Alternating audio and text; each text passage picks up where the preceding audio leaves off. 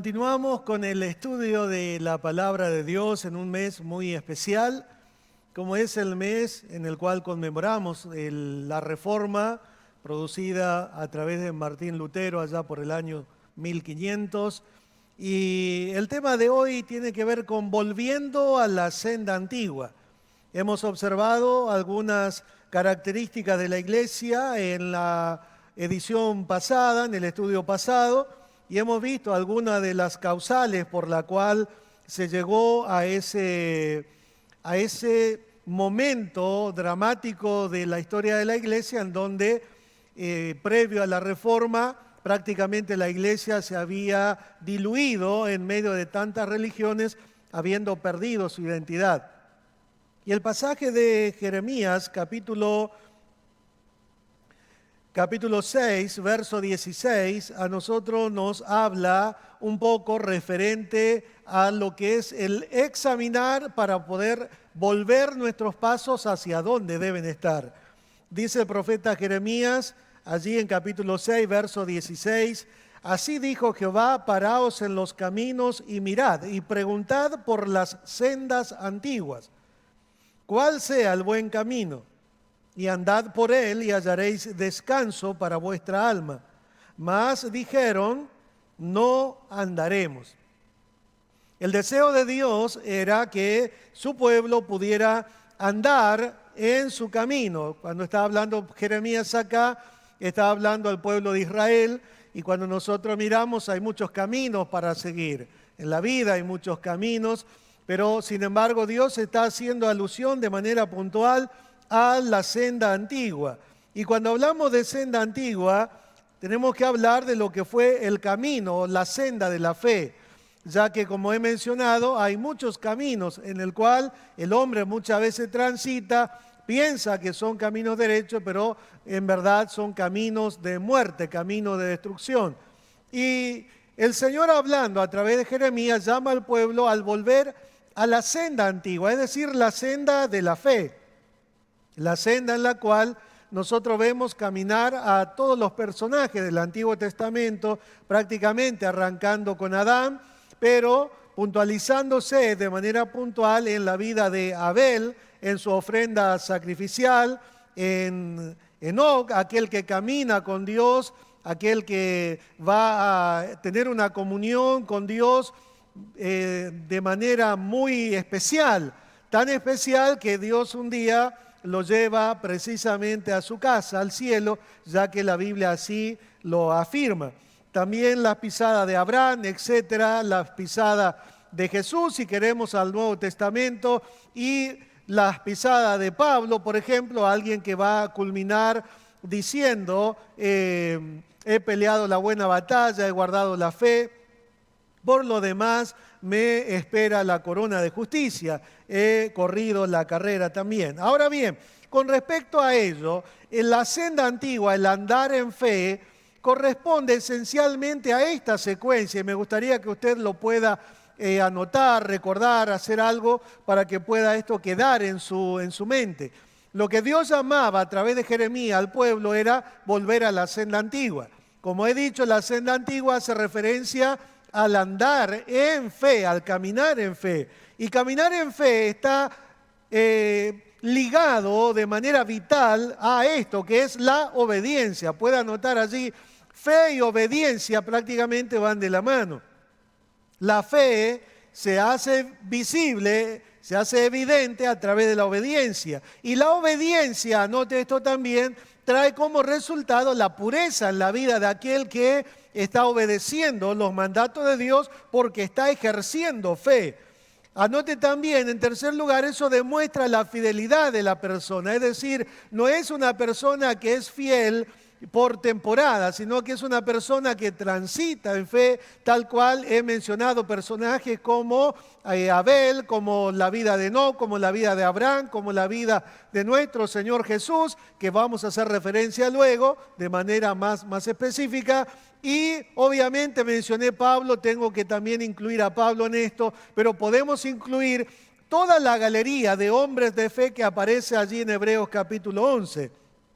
Obediencia, pureza, fidelidad. La fidelidad trae como resultado el testimonio, es decir, lo que la gente no solamente ve, sino lo que la gente va a transmitir a otro referente a una persona. Es por eso que la Biblia menciona allí en Hebreos capítulo 11, versículo 4, que aún hasta el día de hoy la ofrenda de Abel habla de aquel testimonio que él dio al ofrecer su ofrenda, valga la redundancia, a Dios. Es decir, el testimonio de la persona que es fiel por cuanto tiene una vida pura, resultado de la obediencia a la palabra de Dios, va a resultar en testimonio de esa persona. Y entonces, por más que por un breve tiempo alguien pudiera levantar alguna calumnia o algo referente a alguien, llegará el momento en el cual se hará evidente el testimonio. ¿Por qué? Porque hay una vida de pureza.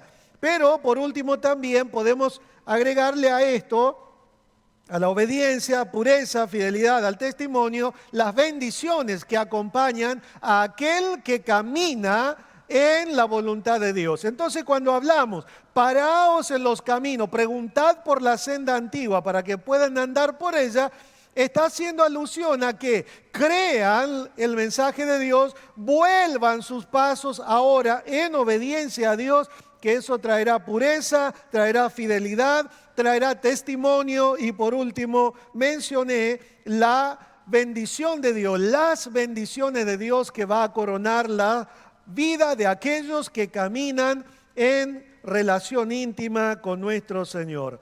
Y la iglesia comienza su vida, ahora volviendo al tema de la iglesia, en Pentecostés y camina en el poder del Espíritu Santo. Y quiero que observe algo que lo he destacado en clases anteriores, que el hecho de caminar en la unción del Espíritu, en el poder del Espíritu, no es independiente de caminar de acuerdo a las ordenanzas de Dios. Es más, caminar en el poder del Espíritu, en la unción del Espíritu, es equivalente a caminar en la voluntad de la palabra de Dios. Es por eso que estas 4 columnas sostuvieron la iglesia primitiva y sostienen la iglesia del Señor en todo el peregrinar sobre la faz de la tierra y que tenemos que nosotros de alguna manera imitar esos mismos pasos para que podamos tener obviamente los mismos resultados. Ellos perseveraban en la doctrina de los apóstoles, primer lugar. Segundo lugar, ellos perseveraban en la comunión unos con otros, en segundo lugar. En tercer lugar, perseveraban en el partimiento del pan. Y en cuarto lugar, perseveraban en las oraciones. Es decir, estas 4 columnas hacían que la iglesia primitiva pudiera marcar una gran diferencia con todas las religiones, movimientos filosóficos que había en aquel entonces, como hoy, si la iglesia vuelve a esos mismos parámetros, vamos a ver nosotros los mismos resultados. Una iglesia que va a sobresalir no por su hiperactividad, no por su activismo secular o esa mezcla rara que hoy se trata de buscar, sino que va a sobresalir porque es un pueblo diferente, con metas diferentes, prioridades diferentes y el poder del Espíritu que solamente es algo que puede disfrutar el Hijo de Dios, la iglesia de Cristo. Pero debemos observar también que en las Escrituras, cuando hablamos nosotros de poder entender lo que era la iglesia de aquel entonces, ellos tenían ciertas pautas que tenían bien en claro con respecto a la fe. Es decir, cada persona que había entregado su vida al Señor, ellos tenían bien en claro cuáles eran las cosas que debían guardar. Ellos fueron instruidos en lo que es la doctrina del arrepentimiento, la doctrina de la justificación, la doctrina de la santificación, la doctrina de la llenura del Espíritu Santo, por cuanto la iglesia de Hechos de los Apóstoles camina en la unción del Espíritu Santo y Pablo puede escribir Romanos capítulo 8 haciendo alusión a todo lo que él vio, lo que él experimentó en su propia vida y lo que recibió del Señor para que la iglesia camine en esa dimensión. Ellos fueron instruidos en lo que es el cuerpo del Señor, la iglesia, el misterio que antiguamente fue velado o de alguna manera no fue muy comprendido por los judíos en el tiempo en el cual se comenzó a predicar, el misterio de Dios es la iglesia formada por judíos y gentiles, que aquí nosotros notamos que el Señor está mencionando a toda la raza humana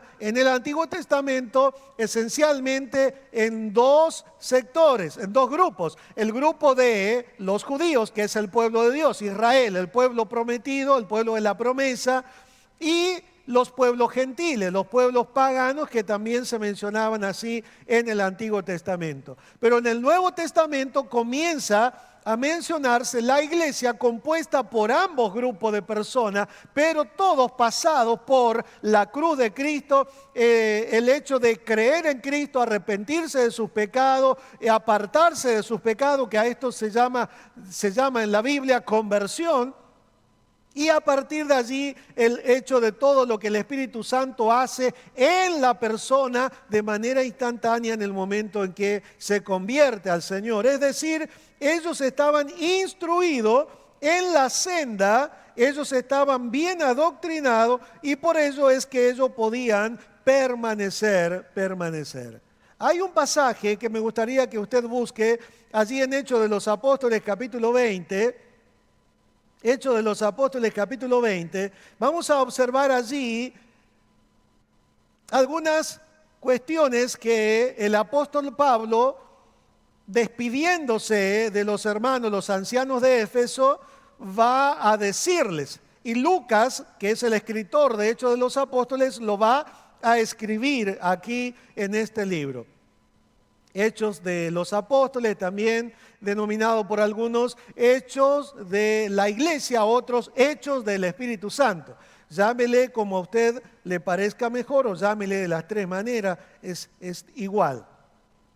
Ahora bien, esos hermanos, los ancianos eran personas encargadas de supervisar, de pastorear, de alimentar a pequeños grupos, casi diríamos iglesias de hogar, que ellos tenían allí que controlar, alimentar, asistir y ellos mismos también obviamente enriquecerse, ya que en una reunión, en un momento en el cual se congrega la iglesia, todos son edificados. Tanto el que enseña, el que predica, el que canta, el portero, el dueño de casa, es decir, todos son edificados. Y él va a decir así, comenzando con el verso 27, dice: porque no he rehuido anunciaros todo el consejo de Dios, por tanto, mirad por vosotros y por todo el rebaño en que el Espíritu Santo os ha puesto por obispos, para apacentar la iglesia del Señor, la cual Él ganó por su propia sangre. Porque yo sé que después de mi partida entrarán en medio de vosotros lobos rapaces que no perdonarán al rebaño, y de vosotros mismos se levantarán hombres que hablen cosas perversas para arrastrar tras sí a los discípulos. Por tanto, velad, acordándoos que por 3 años, de noche y de día, no he cesado de amonestar con lágrimas a cada uno. Y ahora, hermanos, os encomiendo a Dios y a la palabra de su gracia, que tiene poder para sobreedificaros y daros herencia con todos los santificados. Esta santificación está hablando de santificación de posición. Ahora bien, la primera verdad que destacamos acá nosotros es que, en primer lugar, el consejo de Dios debe ser dado íntegramente, totalmente. No podemos nosotros, de alguna manera, quitar algunas partes de las Escrituras y no enseñar porque tal vez a alguien no le puede caer muy bien. Debemos enseñar todo el consejo de Dios, pues la Escritura dice que toda la palabra es inspirada por Dios. Y Pablo puede decir, desde el verso 26, dice: yo estoy limpio de la sangre de todos. Es decir, yo no tengo nada que ver con lo que pasa de aquí en más con ustedes. ¿Por qué? Porque yo les he anunciado todo el consejo de Dios. Yo no rehusé, aunque a veces algunas cosas tal vez no les gustaban. Porque Pablo, cuando iba a una sinagoga y hablaba que Dios estaba formando un pueblo llamado iglesia, para muchos que no entendían el concepto de iglesia, los judíos de aquella rama más conservadora, ellos por allí hostigaban la predicación y en más de una ocasión expulsaban a Pablo de la sinagoga de ellos. Y Pablo salía e iba a predicar a otros lados. Pero aún así Pablo no rehusó predicar. La primera cosa que debemos destacar es que toda la palabra de Dios, toda esta escritura, específicamente el Nuevo Testamento, en donde están enseñadas de manera puntual, de manera clara, las doctrinas que la iglesia del Señor debe guardar. No hay en el Antiguo Testamento por cuanto la iglesia no estaba en el Antiguo Testamento. Pero en el Nuevo Testamento sí está la iglesia y Dios provee las herramientas para que la iglesia crezca como corresponde en santidad y poderosa en el Espíritu Santo. Entonces hay que predicar todo el consejo de Dios. Y todo el consejo de Dios le agrada a los que en verdad son hijos de Dios. Es decir, la voz del Padre es realmente atractiva para un hijo.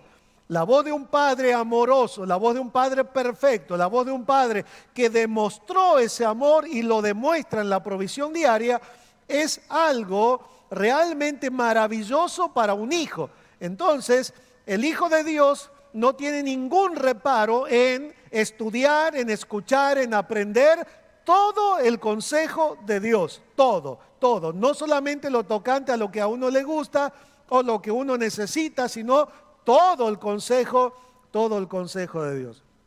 Ahora, hay otras verdades que se desglosan aquí. En segundo lugar, es el hecho de velar por uno mismo, es decir, examinarme cómo estoy caminando.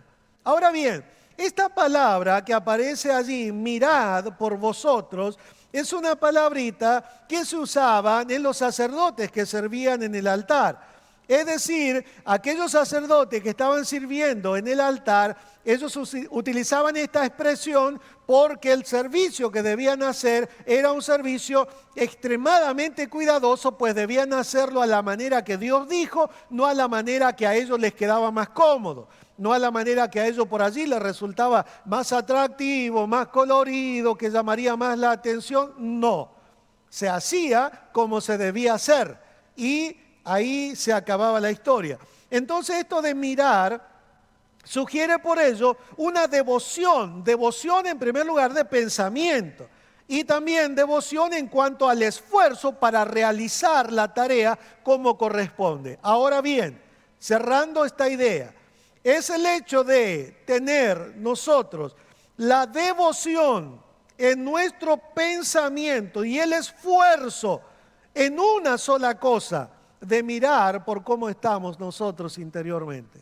Esto es algo que suena un poco raro en un tiempo, en un mundo en donde todos tienen la tendencia de mirar al otro, de mirar qué hace el otro. Es por eso que cuando usted agarra, qué sé yo, si utiliza WhatsApp enseguida manda 2 o 3 y empieza a espiar todo el estado de todos sus contactos. Y está mirando, este sí, este no, pulgar arriba, pulgar abajo, es decir, lo que cada uno por allí quisiera colocar. Si usted es alguien que utiliza, qué sé yo, otro tipo de redes, Facebook o lo que fuere, usted empieza a mirar, pero le dedicamos muy poco tiempo en mirar las Escrituras para mirarnos hacia adentro. Es como Santiago lo dice en su epístola, en capítulo 1, si mal no recuerdo, versículo 19 en adelante, en donde es la palabra de Dios la que debe mostrarme la realidad de mi interior, pues es un espejo que me muestra mi interior,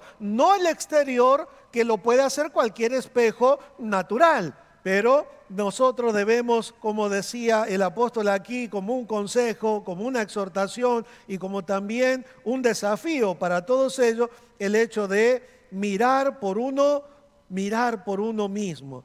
Entonces Pablo le dice a Timoteo allí en su primera epístola a Timoteo, capítulo 4, verso 13, le dice: ocúpate en la lectura, ocúpate Otra traducción dice, aplícate en la lectura. Es decir, la aplicación en la lectura de la palabra para que me muestre cómo estoy por dentro. Paréntesis. ¿Se miró hoy en las Escrituras? ¿O solo nos miramos en el espejo natural que todos pueden tener en su hogar? No debe pasar un día, mi querido hermano, sin que usted se mire en el espejo de la palabra de Dios. No va a ser cosa que usted se me esté confundiendo y piensa que está bien cuando no está bien. No va a ser cosa que se esté confundiendo y usted piensa que tiene mayor grado de santidad que otro cuando no es así. No será cosa de que usted diga, yo tengo más unción, cuando en verdad usted no se miró en la palabra y no hay los resultados pertinentes a lo que usted quiera decir. Ahora, debemos examinarnos, mirarnos atentamente, mirar por vosotros mismos. Pero también, en segundo lugar, mirar por el rebaño, es decir, dar oído, prestar cuidadosa atención, entregarse, dedicarse, consagrarse. ¿Para qué? También para cuidar del rebaño, alimentar al rebaño, guardar al rebaño, gobernar al rebaño, como algunos traducen aquí esta misma expresión. Es decir, debemos cuidar por el rebaño, y esto de manera puntual al liderazgo de la iglesia, tanto de aquí, del ministerio evangelístico de Benecer, junto a los pastores que me acompañan en esta tarea que el Señor nos ha encomendado, sino también todos aquellos que pueden estar oyendo o viendo esta transmisión. El hecho de saber que, en primer lugar, debemos mirarnos para mostrar el ejemplo a los demás de cómo deben mirarse ellos.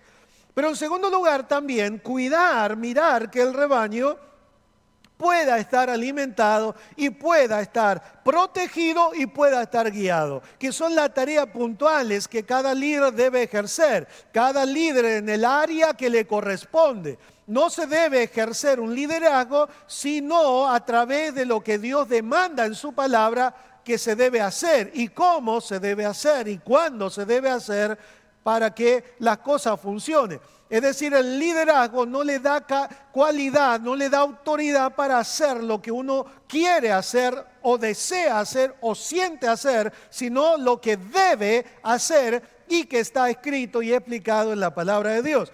Entonces, en tercer lugar, debemos destacar esto, velar por el rebaño. ¿Por qué? Porque han sido puestos no por capricho, sino por el Espíritu Santo de Dios. Y es allí donde la sujeción es una gran realidad. Esa sujeción se da en el marco de que son ovejas y la oveja de alguna manera, se deja guiar, se somete, obedece a su pastor. Ahora, cuando hablamos por allí de, qué sé yo, una cabra, bueno, no, si es pastor de oveja, es pastor de oveja. Entonces, el pastor tiene esta delegación de parte de Dios, fue colocado, ungido por el Señor, y entonces las ovejas deben estar también sumisas bajo la responsabilidad y el cuidado de su pastor. Y allí viene la responsabilidad de cuidar, de alimentar, de guiar a aquellos que por allí el Señor nos ha encomendado esa tarea, apacentar. Entonces, guardar, custodiar, cuidar. Y eso debemos hacer todo. Y quiero remarcar algo antes de continuar. Cada padre cristiano en su casa es el líder en su casa, en su familia. Y usted debe cuidar de ese pequeño rebaño que Dios le ha dado a usted para que pueda cuidar de ese rebaño. Y usted dará cuenta un día delante de Dios por cómo cuidó ese rebaño que el Señor también le ha dado a usted y que usted asumió esa responsabilidad el día que se casó y dijo delante de una autoridad civil y de una autoridad religiosa que usted cuidaría y que usted proveería en todo lo que hiciere falta. Muy bien, cerramos ese paréntesis allí. Ahora, han sido puestos por el Espíritu Santo. Ahora, el por qué Pablo destaca con tanta fuerza esto. Porque Pablo, escribiendo o despidiéndose de ellos, allá por el año 63, más o menos, 62, 63 más o menos, es donde él ya ve algo que va a acontecer. Y él dice, porque yo sé que después de mi partida entrarán en medio de vosotros lobos rapaces. Lobos rapaces. Ahora bien, esos lobos rapaces dice que vendrán y hay otros que se levantarán. Hay dos puertos de acceso, podemos decir acá. Uno, que vienen de afuera. ¿Por qué vienen de afuera? Porque por allí los que debían cuidar no cuidaron de manera correcta. Algo se les escapó. Puede pasar. Ahora bien, esto no es un justificativo. Puede pasar, pero ni bien uno se da cuenta, debe extirpar eso que ha ingresado. Ahora, en segundo lugar, dice Pablo, se van a levantar del medio de vosotros. Es decir, adentro, una vez que entra algo, deja la semilla y lo malo se divulga mucho más rápido.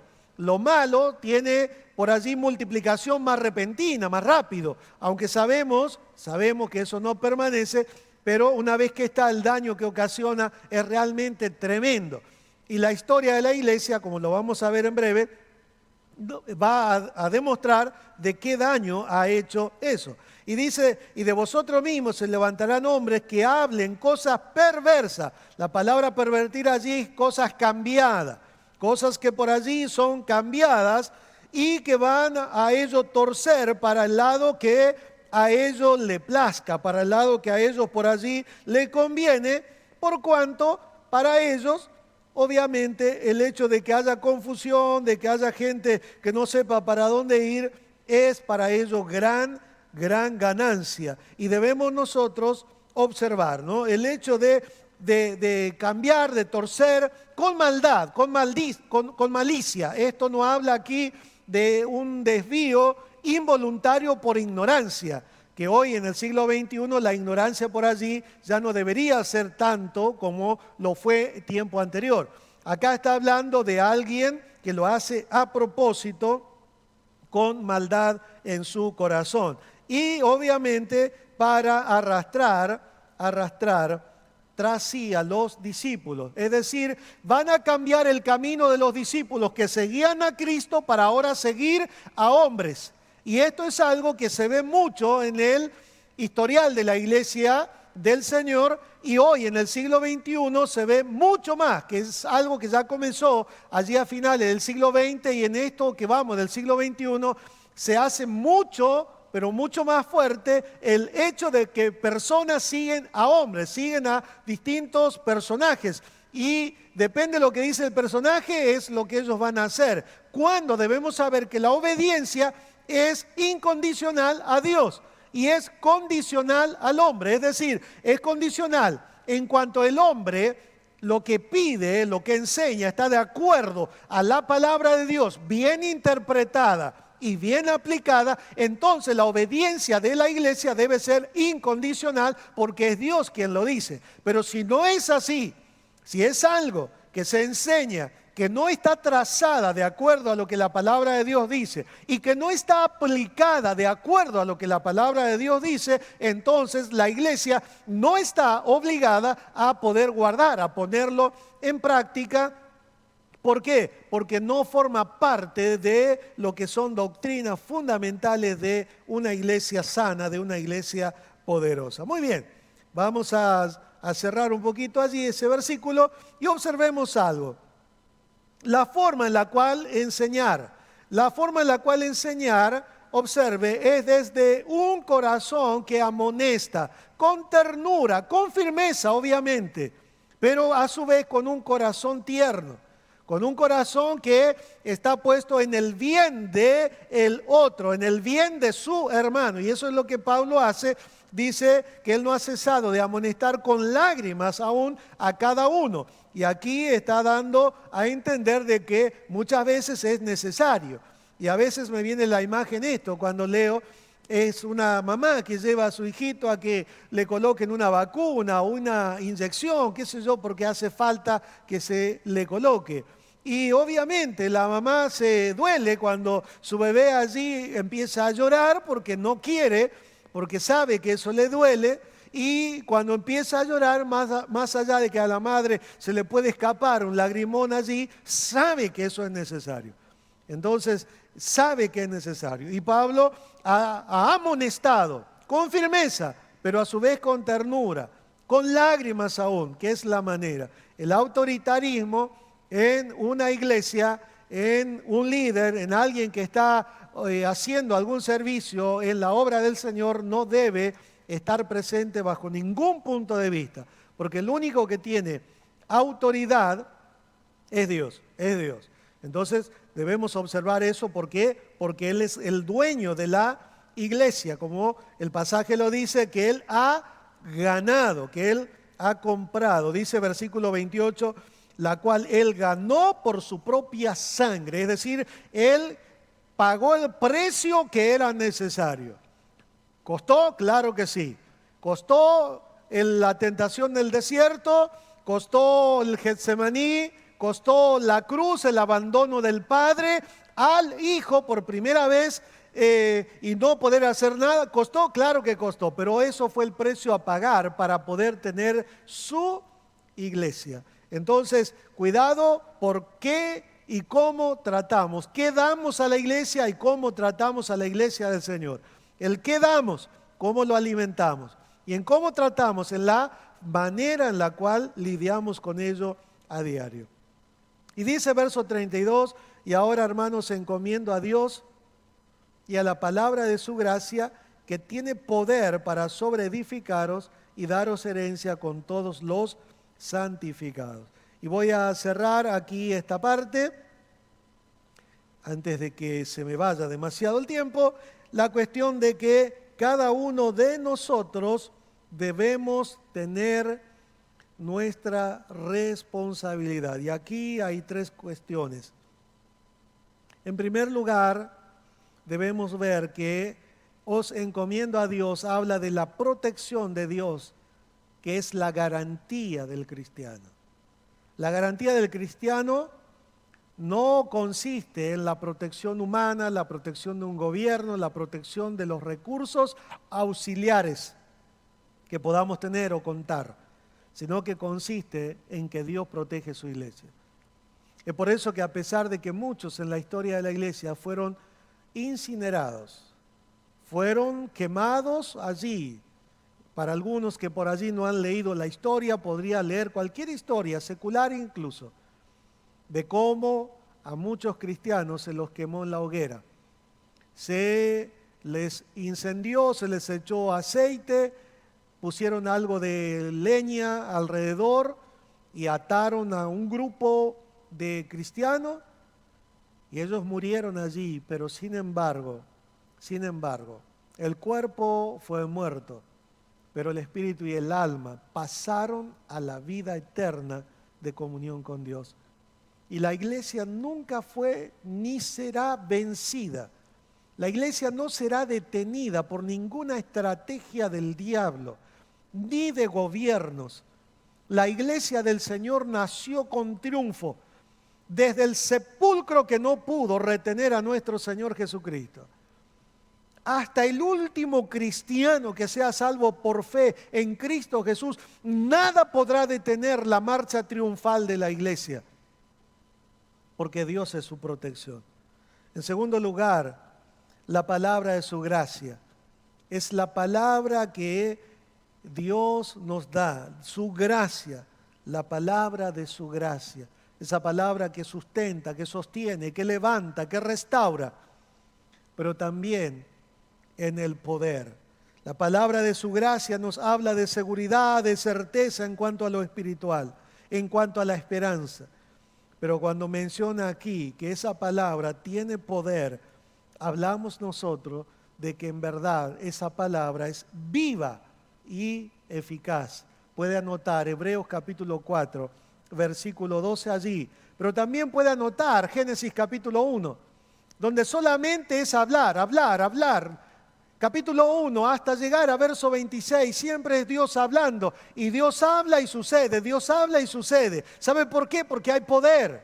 Esa palabra de Dios es dinámica, tiene poder. Y esa palabra es la que Dios le ha dado a su iglesia para que viviendo plantado sobre ella y predicando ese mensaje, esa palabra, el poder de Dios siempre estará allí. Por eso es que nosotros creemos firmemente en que Dios sigue obrando milagros, señales, maravillas, sanidades, liberación. Dios sigue bendiciendo porque creemos que esta palabra sigue siendo eficaz y poderosa. Y el propósito tiene dos propósitos: sobreedificaros y daros herencia entre los santificados. Entre los santificados. Y también tenemos nosotros este desafío. La iglesia medieval es una iglesia en el tiempo de la Reforma, llamada la iglesia del medioevo, la iglesia medieval. Era una iglesia que estaba realmente a punto de perecer, podríamos decir humanamente. Pero Dios siempre tiene sus 7,000 que no han doblado sus rodillas. 7,000, aclaro, entre paréntesis, es un número simbólico de decir, Dios siempre tiene un remanente que le permanece fiel a Él. Y Dios va a levantar en medio de tantos hombres que hicieron o anticiparon lo que fue la Reforma y el movimiento allí que comenzó a gestarse a través de Martín Lutero de manera literal. Esa reforma que presenta Martín Lutero, usted lo puede bajar de cualquier sitio en internet, las 95 tesis, pero yo quiero solamente mencionar 3 de ellas. En otra ocasión mencionaremos algunas más. Esa reforma se va a producir fundamentado especialmente en sola gloria a Dios. Solo a Dios sea la gloria. La gloria que el hombre le fue quitando a Dios, porque se sintió importante. Se sintió bien cuando tenían las iglesias grandes, los grandes monasterios. Se sintió bien cuando la multitud o todas las naciones, por imposición incluso, aceptaban el cristianismo. Pero aquí, un punto principal en la Reforma, vuelve al primer mandamiento. A Dios es la gloria. Dios está por encima de todo. No hay nadie por encima de Dios. Solo Dios. Y a Él sea la gloria. En segundo lugar, solo por gracia. En un ambiente en el cual la venta de indulgencias era el gran negocio. Es más, había algunos edictos papales que de alguna manera trataban de sacar a personas más rápido del purgatorio, trataban de alguna manera acortar su estadía allí y hacerlos entrar más rápido al cielo, al descanso, al paraíso. Todo era por obras, todo era por recursos. Sin embargo, la Reforma decía, solo por gracia, solo por gracia. La doctrina que Pablo enseñó a los Gálatas, a los hermanos de Galacia, como también escribió a los hermanos de Roma, solo por gracia, solo por gracia. Y en tercer lugar, solo las Escrituras. Había muchos libros, muchos movimientos que hubo en el pasado. Hablamos algo con respecto a los griegos, el pensamiento filosófico, hablamos algo referente a todos ellos. Y todo eso se fue metiendo dentro de lo que fue la iglesia. Y sin embargo, cuando viene la Reforma, dice solo la Escritura. En el púlpito debe estar solamente la palabra de Dios. Un predicador no ha sido llamado a predicar filosofía. No ha sido predicar un manual de autoayuda. Ha sido llamado a predicar el único mensaje que vale la pena que se predique. La Biblia dice de tal manera que será predicado este evangelio en todo el mundo, porque es el único mensaje digno de ser predicado a todas las etnias, a todas las razas de este mundo, en todos los lugares. Es el único mensaje, solo la Escritura. Y la iglesia comenzó a revivir lo que fue en el principio. Comenzó a volver a los primeros rudimentos, a los primeros pasos que la iglesia primitiva dio. Salvación por gracia. Es el mensaje de Pedro allí en Hechos capítulo 2. La gloria es a Dios, es el mensaje de los discípulos allí en Hechos de los Apóstoles. Un milagro hecho no a nosotros, a Dios sea la gloria. Es solo la Escritura. Es el mensaje que predicó Pedro allí en Pentecostés. Él no usó los filósofos de aquel entonces. Él no usó las palabras que otros podrían decir. Él usó la palabra, solo la Escritura. La libertad de la Escritura para gobernar como palabra de Dios en la iglesia. En una iglesia no se decide, no se dirime nada por votación, por aplauso. Se dirime por lo que la Escritura dice, por lo que la palabra de Dios dice.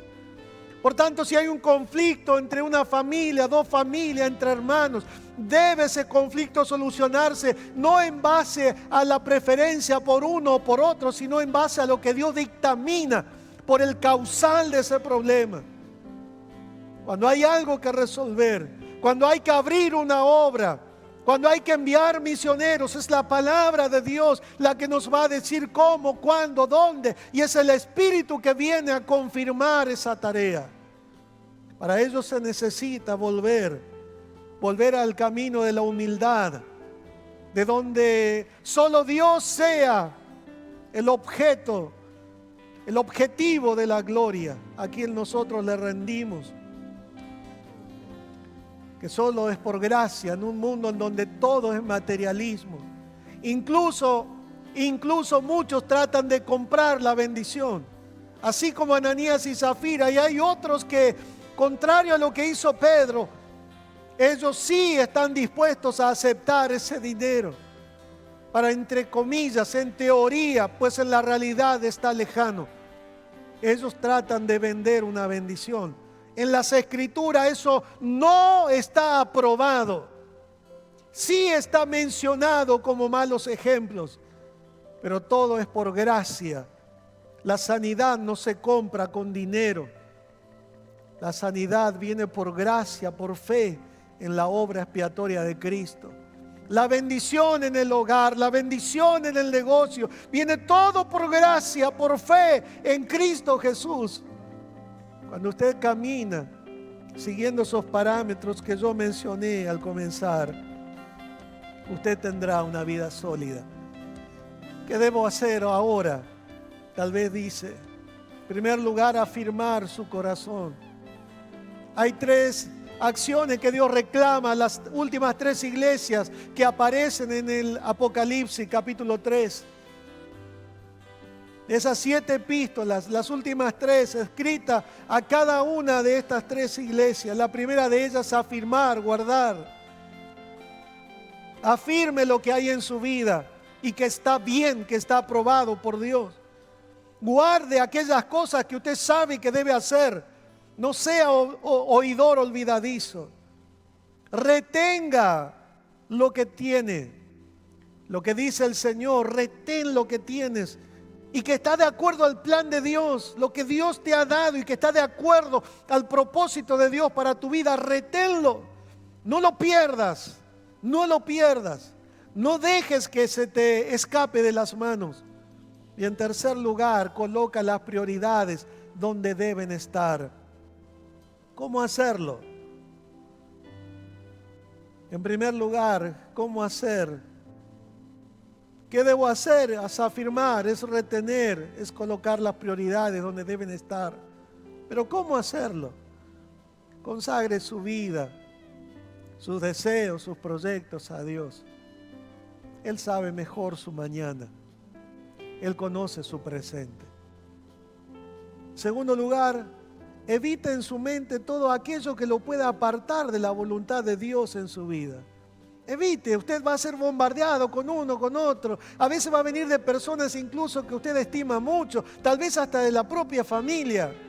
Evite que entre en su mente todo aquello que lo pueda apartar Hay gente que empezó a correr bien, pero vino algo y le susurró al oído. Vino alguien tal vez cercano, le susurró algo al oído, sembró cizaña y dejó de seguir. Evite que entre en su mente. En tercer lugar, aliméntese con la palabra de Dios. Compruebe por la Biblia toda enseñanza y toda obra. Esto que yo les estoy enseñando, compruébelo. Aliméntese con la palabra de Dios. Hay mucha gente que murió para que este libro llegue a sus manos.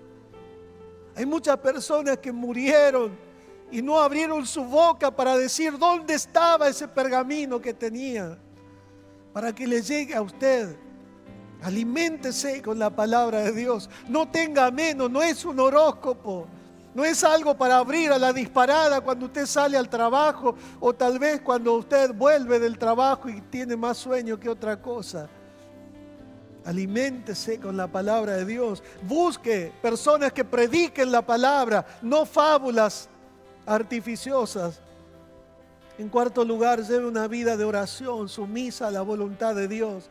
No le diga a Dios lo que debe hacer. Ruegue a Dios por lo que usted considera que necesita. Tenga una vida de oración. Hoy hay gente que trata a Dios como su empleado. Ore a Dios con ruego, con lágrimas.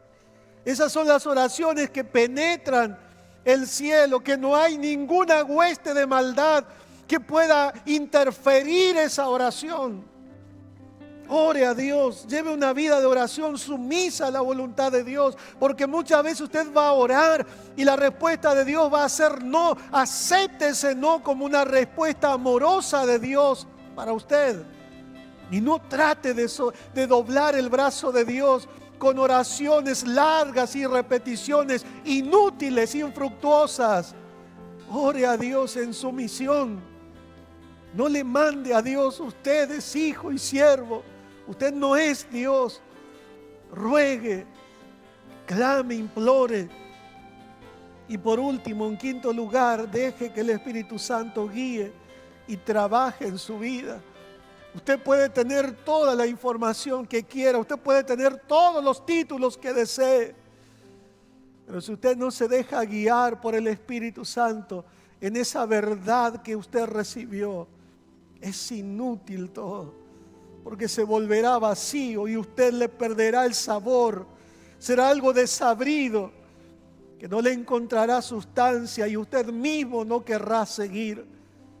Pero cuando usted se deja guiar por el Espíritu y deja que el Espíritu Santo trabaje, quite la aspereza en su vida, quite el mal carácter, quite por allí los malos pensamientos, usted empezará a disfrutar en verdad la vida celestial.